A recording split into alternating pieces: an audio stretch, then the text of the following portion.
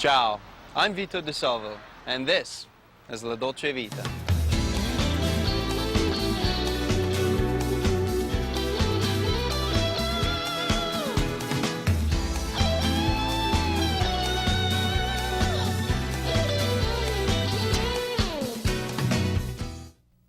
You know, I'm so excited. Tonight's the premiere party for La Dolce Vita. We're gonna have ice carvings, great music, and I prepared a fantastic menu for you. You know, I just spent the last 3 years in Italy, and I miss so many things about it already. But thanks to Delalo's Market, food isn't one of them. Come check it out with me.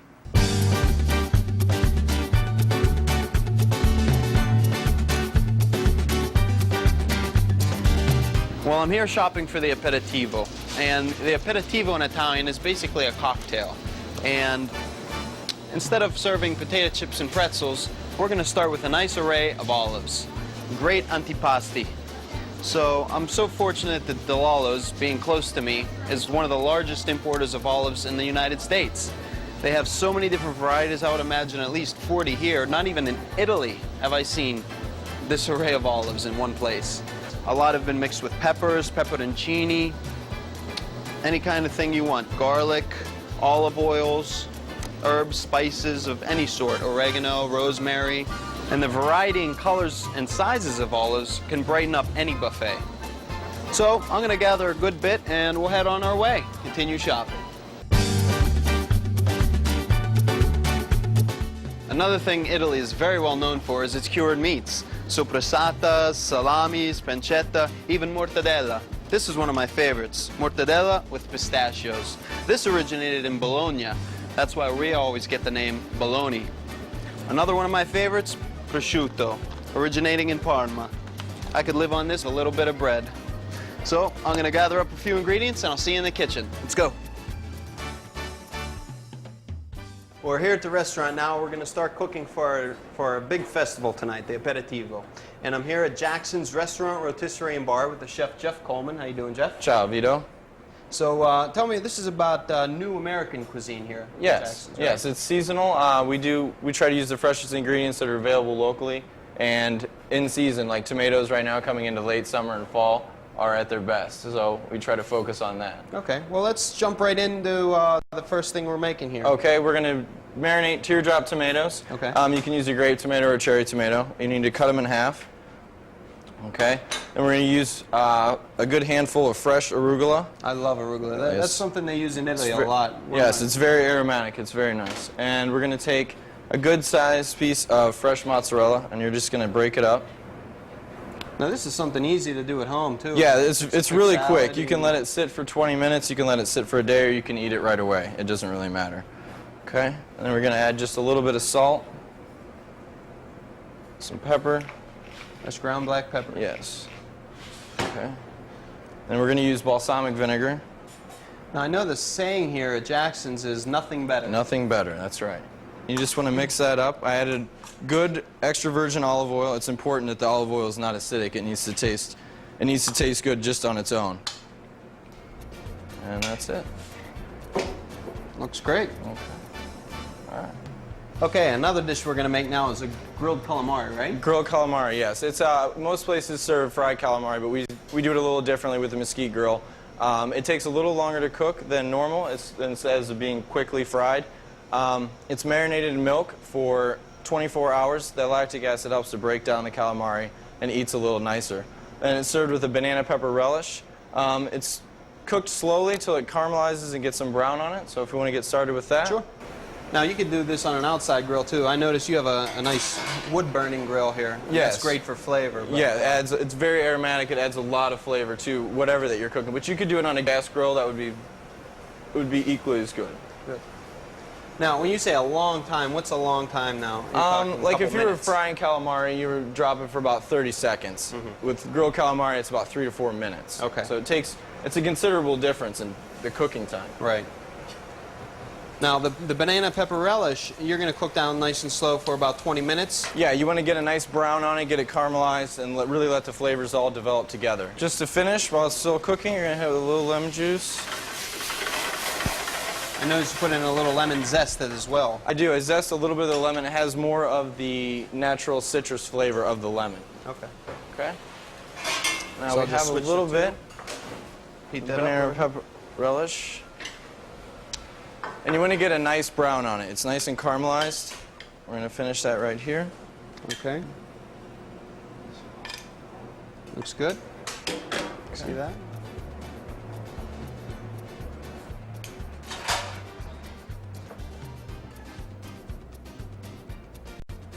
Looks great. All right. People are We're going to finished. love that. Okay, now this is your signature dish, right? The crab Yeah, cake. this is one of our signature dishes. We have a lot of people that come out to the restaurant just to try these crab cakes. Okay, so bring- we're using a little chive, some scallion. Now you're going to have the recipe, too. Yeah. Red pepper, little Dijon, mayonnaise, a little white wine. Now, when you're using jumbo lump, the great thing about it is how lumpy it is. You don't want to break that up You into little... don't. You want to be careful while you're doing it. You really want to have the lump in there. Okay, you're going to use breadcrumbs to bind the crab cakes. And you're just adding as you need them. Now, those are Paco breadcrumbs. They are panko breadcrumb. They're a little coarse, a little coarser than an average breadcrumb. If you just took some fresh bread and put that in your Cuisinart, you could just do the same It thing. would work just as well, yeah. Okay. Okay. Now, if you feel that right there, see, it's become sticky, and you can actually form the crab cake. Okay. Now, a little extra that we do at Jackson's is we use katafi. It's a shredded phyllo, and what you do is you can take a mold. You don't have to use a mold. You could just do it with your hands. You put a little katafi down in there. Now, katafi, now, can you find this? Is this easy to find? I mean, I've seen it before working in restaurants, but... In a specialty store, you should be able to find it. Now, that's like could a take- shredded phyllo, right? It is a shredded phyllo. You could take regular phyllo dough and shred it at home if you like. So we take that on the bottom and the top. Okay. You're just going to put that in there. What it does is it adds a crunch to the crab cake. It's a nice texture. I have a pan on medium heat with a little olive oil, and you're just going to brown each side of your crab cake in the olive oil. Now, would these crab cakes work if you didn't put that katafi on? Absolutely. You could just brown them in olive oil just the same way. Okay. Great. You just want to get them lightly brown. And at this point, you want to take them and you're going to put them in your oven for about 4 to 5 minutes until they're hot all the way through and they're ready to go. All right. Look at those. And after the 3 or 4 minutes, they're nice and brown and the katafi is going to become crunchy. I'm going to go ahead and plate those. Wow, that looks good. Okay. And that's it. When we come back, we'll finish our elegant appetizers with quail eggs crostini, champagne oysters, and a dish I prepared on the Italian Riviera.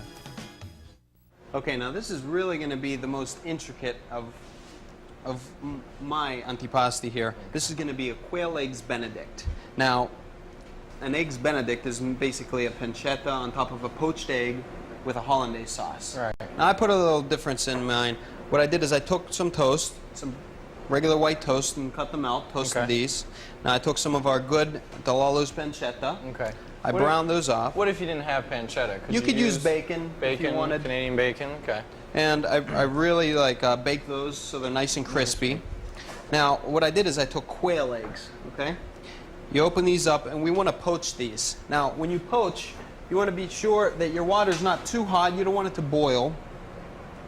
So if it is, turn it down just a little bit, and you always want to add a little vinegar. Sure. Why? Because the vinegar will help help pull the egg together. If not, the egg will break apart. The pectin Especially- in the egg that holds Right. it all together, the whites. So you want to drop that in very slowly. Drop in our other one. Okay. Now, how long do they take to cook? Very little, because you want to leave them. I like to leave them a little runny inside. little runny So if inside? you want them Yeah. cooked well, you could leave them in there. But I like to have them probably about 30 seconds. And you always want to have a little ice water. What I'm going to do is drop them in a little ice water, and I'm going to heat them later because they're going to be hard to handle. Okay. To put the whole thing together. Now, if you were making eggs Benedict at home, you'd just put it right on and boom. Hot and serve, yeah. Exactly. But I'm gonna cool these down. Okay. See how And that they're pretty crackles? delicate inside. They are. of They're there. very You have to be delicate. pretty careful when It's holding when together touching well, them. though. Yeah. So while those are cooking, I'll tell you about the hollandaise sauce. Now, Okay. hollandaise is a basic sauce. I just made this ahead. One of the mother sauces. One of the mother sauces. Basically, all you do is you take vinegar, reduce that down with black peppercorns for a vinegar reduction. You take the egg yolks and whip that over a water bath until it get like a ribbon-like consistency. So after that, what I did, now classically, they finish that with clarified butter. Right. Now what I did is I put in extra virgin olive oil because I've been living in Tuscany and used to using olive oil for everything. I don't use butter anymore. Okay, so our eggs are cooked. Okay. So basically all we're going to do is put our little sandwich together now. Okay. So I'm going to take our little toast points. Now you want to really have a nice clean towel and pat dry because you don't want any water running on that making the bread soggy. Soggy, sure. So just pat that dry for a second and then put that right back on. Okay. So we're just going to finish our little quail eggs Benedict with a little of our hollandaise sauce. Put the pancetta right on top of the egg. Okay. And we're just going to throw it back up top in the salamander for a second. Just to brown it a bit. Just to brown it and just get it hot, nice, right before we put it out. Okay. That's it bubbling away.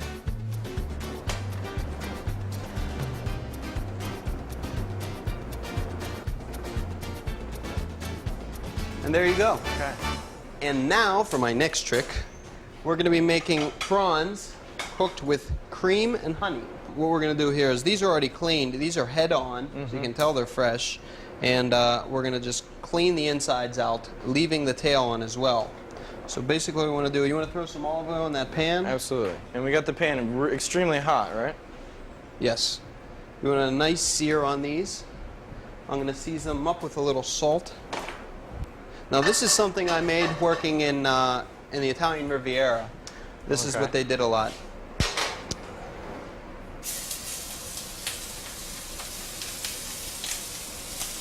And that pan is pretty hot. It's going to cook them pretty quick. Right. Well, you brown just them want on to each side. give them a sear on one side, and as soon as it sears, we're going to throw in the cream and the honey, Okay. and it's going to cook in that almost in a liquid. So you really just want to give it a quick sear. All right. One quick toss.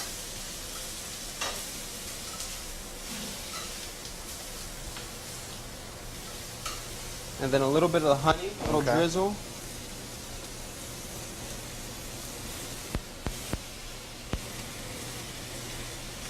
And then your cream.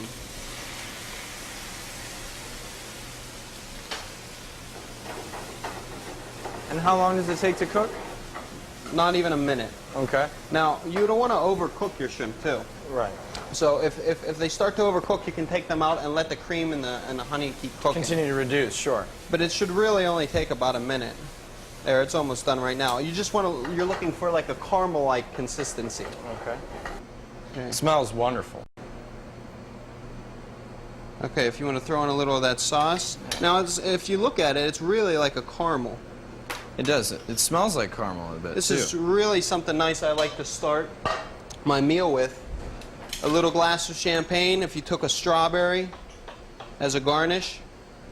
Okay. Very simple at Plays dinner along with parties the or sweet. something like that. It's a great starter. Okay, so what we're going to do here for our last one is probably my favorite as an appetizer. Oysters on the half shell. Okay? All right. I have a little difference though. Okay. I love to drink champagne with oysters. Me too. So what I'm going to do is I'm going to combine the two as is. What I did is I took some great champagne, because this is La Dolce Vita and Jackson's restaurant, so we can use good champagne and make ice out of it. And that's what we did. We took the champagne and we froze it for about 2-3 hours until it's like almost like a slush ice right there. And it's all straight champagne. Now what we're going to do is you want to open your oysters. You want to be very careful when doing this. You want to make sure you have an oyster knife. Put one hand over and throw it right in this back here. Pinch it up and make sure to not stick your knife inside because you don't want it to cut the oyster. Right. You want to just lift all the way through the top and cut the muscle at the top of the shell.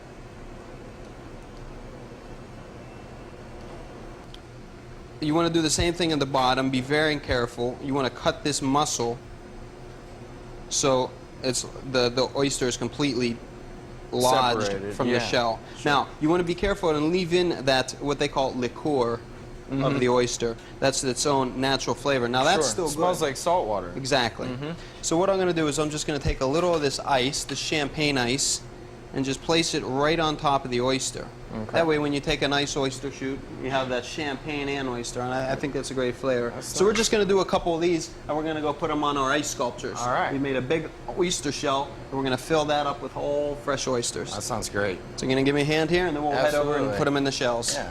Okay, so if you missed any of the recipes, again, you can find them on the website at www.ladolcevitatv.com.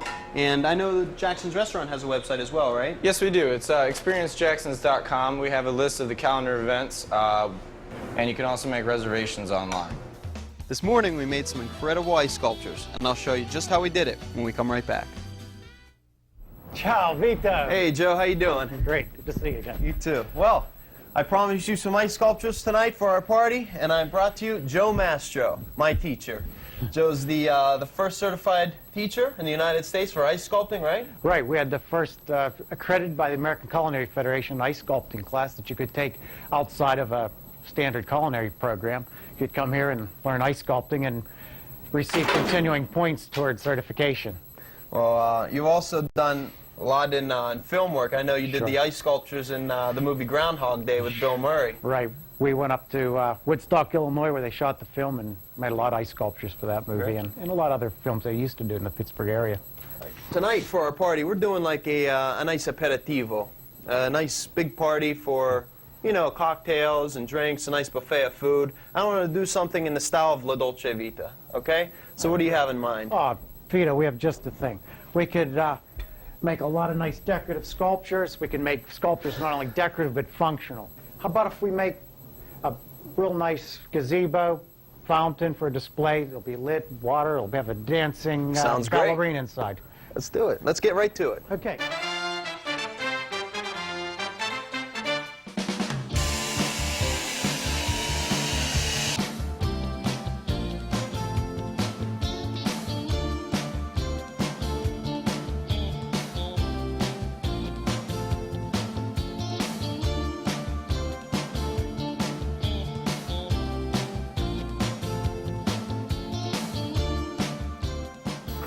Oh, man, finish it up, huh?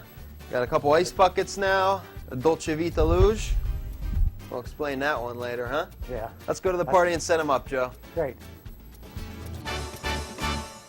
Well, we set up our ice luge from Joe Mastro's, and we finally got our liquor in. Now we're going to make our signature drink that I created for tonight, La Dolce Vita Aperitivo. Janelle's going to tell you how to make it. For our signature drink, you need 1/3 sweet vermouth, 1/3 Campari, and 1/3 level vodka, garnished with a slice of orange.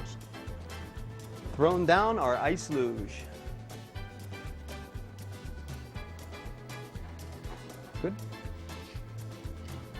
And there it is. Mix it up and drink to the sweet life. Our appetizers are ready, the ice is set, and the guests are starting to arrive. The band We Three will play their original music and our theme song. I'll even grab my sax and jam with the band. Now, it's time to enjoy La Dolce Vita. The moon was full and shining bright. There I was in the heat of the night. I found this place I like to go, even though it's far from home. It was there I fell in love.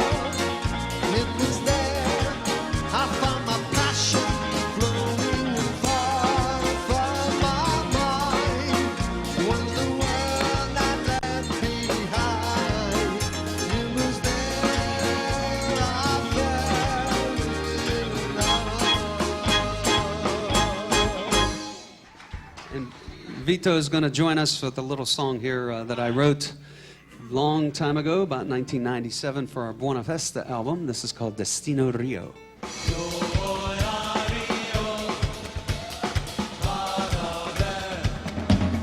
Via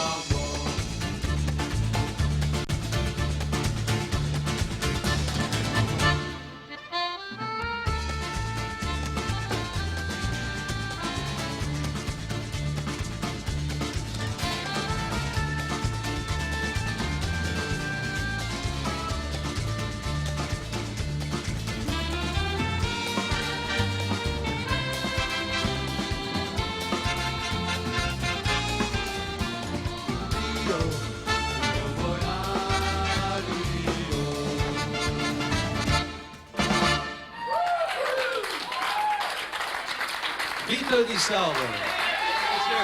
Right now we're going to play the theme song that Vito and I co-wrote last spring, La Dolce Vita. And this is going to be on an upcoming We 3 album, which will be released in sometime in October or November. The title of the album is La Dolce Vita. And of course, this will be the title cut. Thank you to my sponsors and to my guests, and thank you for watching. We'll see you next time right here on La Dolce Vita. Ciao.